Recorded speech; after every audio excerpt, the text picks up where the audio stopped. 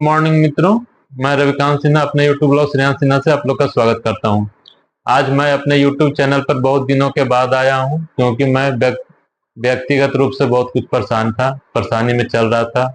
बहुत जगह मुझे लॉस हो गया था, इसी तरह मैं परेशान था, इसलिए बहुत दिनों के बाद आज यूट्यूब चैनल पे आया हूँ। तो आज मैंने सोचा कि एक सिंपल सा टॉपिक क्या बनाया जाए जो सब लोग को फायदा हो। तो फिर मैंने सोचा कि एक अल्ट्रासाउंड का रिपोर्ट लेके जाता हूँ और इसी को बेहतर एक्सप्लेन करता हूँ, समझाता हूँ, ताकि आप भी एक अल्ट्रासाउंड का रिपोर्ट अपने लें हाथ में तो कुछ कुछ समझने का प्रयास करें, या आपके पर परिवार या रिलेशन में कोई अल्ट्रासाउंड करवाए तो उसको भी क्या क्या है नहीं है उस रिपोर्ट देके कुछ कुछ तो आइडिया मिले, कुछ तो समझें। तो मेरे हाथ में एक अल्ट्रासाउंड का रिपोर्ट है। ये एक रिपोर्ट मेल पेशेंट का है, मतलब आदमी का है, मर्दाना का है एक रिपोर्ट। तो सबसे पहले पेशेंट का नाम लिखा रहता है रिपोर्ट में, उसके बाद डेट लिखा रहता है, उसके बाद एज और कौन सेक्स है वो लिखा रहता है।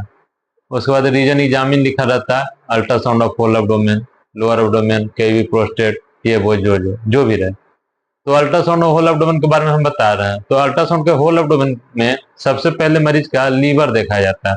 लीवर सबसे ऊपर में ये ऑर्गन मिलता है, जस्ट चेस्ट के नीचे राइट साइड में ये ऑर्गन रहता है। तो सबसे पहले पेशेंट का लीवर देखा जाता है। तो जनरली लीवर के बगल में उसका साइज लिखा रहेगा कि इतना सेंटीमीटर का लीवर है। अब वो एपी डायमीटर भी हो सकता है, क्रैनियोकॉर्डल भी हो सकता है, उससे हमको मतलब नहीं है। आप साइज लिखा रहेगा इतना सेंटीमीटर। तो उसके बाद लिखा रहेगा नॉर्मल इन साइज या इनलार्ज इन साइज। अगर नॉर्मल इन साइज लिखा हुआ है तो समझिए कि साइज नॉर्मल है, इनलार्ज इन साइज लिखा हुआ है तो समझिए कि साइज बड़ा है। उसके बाद इको टेक्सचर लिखा रहेगा। नॉर्मल इको टेक्सचर मतलब देखने में ठीक ठाक लग रहा है। अब वहां पर रहेगा इंक्रीज इन इको टेक्सचर, मतलब कि उसको देखने में सफेद लग रहा है, उजला लग रहा है। या अल्टर्ड इको टेक्सचर मतलब देखने में ठीक ठाक नहीं लग रहा है। या कोर्स इको टेक्सचर देखने में चलनी टाइप के लग रहा है। No focal lesion is seen लिखा रहेगा, मतलब उसमें कोई लीजन नहीं है, गांठ नहीं है, कहीं पर कोई मास नहीं है, कहीं पर कोई सिस्ट नहीं है। Intrahepatic biliary radicals are normal, मतलब कि आईएचबीआर नॉर्मल है, मतलब कोई ऑब्स्ट्रक्टिव जॉन्डिस का फीचर नहीं है। पोर्टल वेन इज नॉर्मल, मतलब पोर्टल वेन नॉर्मल है। तो ये लीवर में मोटा मोटी इतना ही लिखा रहेगा। हाँ, कोई लीजन रहेगा तो लीजन के बारे में एक्सप्लेन रहेगा कि इतना गुना इतना सेंटीमीटर का एक लीजन है। उसके बाद फिर गॉल ब्लाडर रहेगा। गॉल ब्लाडर रहेगा डिस्टेंडेड या कॉन्ट्रैक्टेड, या पार्शियली डिस्टेंडेड रहेगा। कॉन्ट्रैक्टेड पीपी भी रह सकता है, मतलब कि खाना खाने के बाद पित्त की थैली सिकुड़ा हुआ है। नो एविडेंस ऑफ कोलिसिस्टाइटिस, मतलब कि पित्त की थैली में सिकुड़न परमानेंट टाइप का नहीं है। और बाल थिकनेस इज नॉर्मल, जीवी का बाल का थिकनेस नापा रहेगा, वो नॉर्मल है। नो कैलकुलस और मास लीजन से, उसमें पत्थर नहीं है। ल्यूमेन जी को फ्री भी रहेगा, मतलब ल्यूमेन खाली है, मतलब ल्यूमेन में कुछ नहीं है। CBD normal in course and calibre, मतलब सीबीडी भी ठीक ठाक है। वही अगर पित्त के थैली में पत्थर रहेगा तो लिखा रहेगा ल्यूमेन कंटेंस मल्टीपल कैलकुलाई। फिर अगर उसके पित्त के थैली में स्लज रहेगा तो ल्यूमेन कंटेंस स्लज लिखा रहेगा। अगर पित्त के थैली में मास रहेगा तो ल्यूमेन कंटेंस सॉफ्ट टिश्यू मास रहेगा। या सीवीडी में मास रहेगा तो सीवीडी में ल्यूमेन कंटेंस है मास इन सॉफ्ट टिश्यू इन सीवीडी, या ल्यूमेन कंटेंस है कैलकुलस इन सीवीडी। तो ये भी रहेगा। फिर उसके बाद पैनक्रियाज लिखा रहेगा। पैनक्रियाज में लिखा रहेगा normal in size shape and echo texture, या normal in size shape and increase in echo texture रहेगा। जनरली फैटी पेशेंट में इंक्रीज इन इको टेक्सचर रहता है, या चाहे डायबिटिक पेशेंट में रहता है इंक्रीज इन इको टेक्सचर, लेकिन normal in size shape and echo texture रहेगा पैनक्रियाज में। उसके बाद MPD not dilated, main pancreatic duct पैनक्रियाट का डायलेटेड नहीं है। या चाहे ये भी रह सकता है कि एमपीडी डायलेटेड कंटेंस है कैलकुलस, तो मतलब एमपीडी में स्टोन उसके चलते डायलेटेशन है। उसके बाद आपको स्प्लीन रहेगा। स्प्लीन के बगल में सेंटीमीटर लिखा रहेगा, इतना सेंटीमीटर। नॉर्मल इन साइज से फेनिकोटेक्शन, मतलब नॉर्मल साइज है, देखने में अच्छा लग रहा है, सब कुछ ठीक है। Splenic when is normal. अगर स्प्लीन का साइज जो रेफरेंस साइज है, जो एवरेज वैल्यू से ज्यादा रहेगा तो इन लार्ज इन साइज लिखा रहेगा, नॉर्मल इन टेक्सचर। और स्प्लेनिक वेन इज डायलेटेड रहेगा तो पोर्टल हाइपरटेंशन डायलेटेड रहेगा। उसके बाद सीधा सीधे किडनीज पे आ जाते हैं। तो किडनी में राइट किडनी का साइज लिखा रहेगा, लेफ्ट किडनी का साइज लिखा रहेगा। Both kidney are normal in size and echo texture, मतलब दोनों किडनी देखने में ठीक ठाक लग रहा है। नो मास लीजन सीन, मतलब कोई मास या गांठ या कुछ लीजन ऐसा नहीं है। Cortical thickness and corticomedullary differentiation in normal on both side.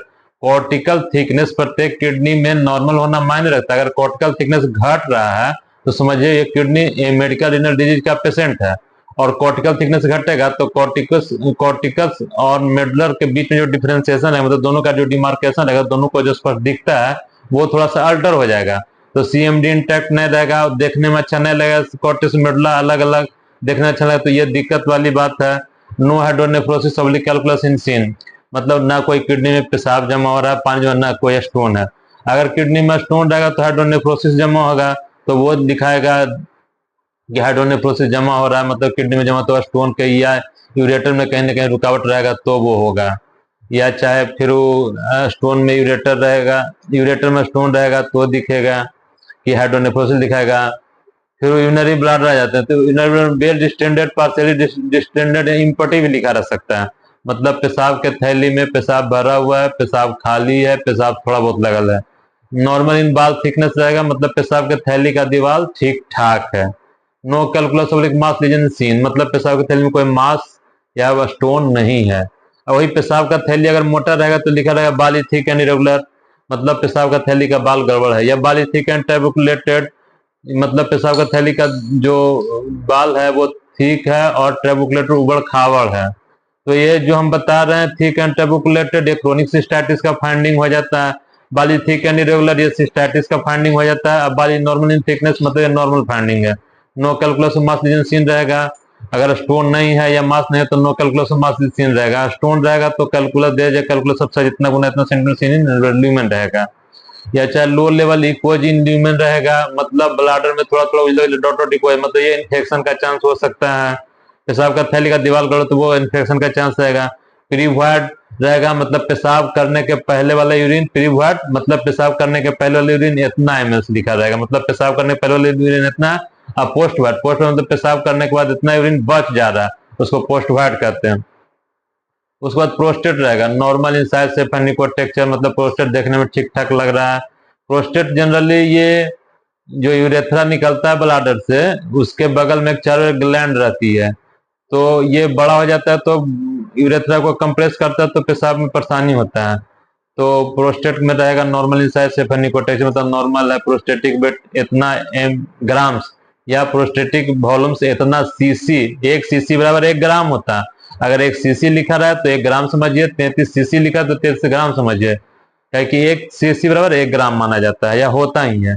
तो नॉर्मल इन साइज से टेक्सचर रहेगा, कैप्सूल इंटैक्ट रहेगा, प्रोस्टेट देखने में ठीक ठाक लग रहा है तो कैप्सूल इंटैक्ट है। अगर बढ़ा हुआ है लेकिन उसका कैप्सूल ठीक ठाक लग रहा है तो कैप्सूल इंटैक्ट। कैप्सूल को देखना बहुत जरूरी है, एसेंशियल है। फिर रहेगा नो एसाइटिस, मतलब कि एसाइटिस नहीं, मतलब पेट में कोई पानी नहीं है या कोई फ्री फ्लूइड एरिया में पानी नहीं है, कहीं फ्री फ्लूइड पानी में एब्डोमिनल कैविटी में नहीं है। प्लूरल इफ्यूजन, मतलब फेफड़ा में भी पानी नहीं है, वो दोनों के साइड लंग्स क्लियर है। और मेजेंटिक लिम्फ नोड, मतलब कोई गांठ है, मेजेंटिक में कोई गांठ नहीं है। पैराओट गांठ पेरीपेनक्रियाटिक रीजन में होता है, पैराओटिक रीजन में होता है, एब्डोमिनल लिम्फेडेनिपैथी होता है, मेजेंटिक लिम्फेडेनिपैथी होता है, तो कहीं कोई गांठ नहीं है। तो नो एसाइटिस, प्लूरल इफ्यूजन, मेजेंटिक लिम्फेडेनिपैथी का हो गया कि ना तो फेफड़ा में पानी है, ना पेट में पानी है, ना कोई गांठ है।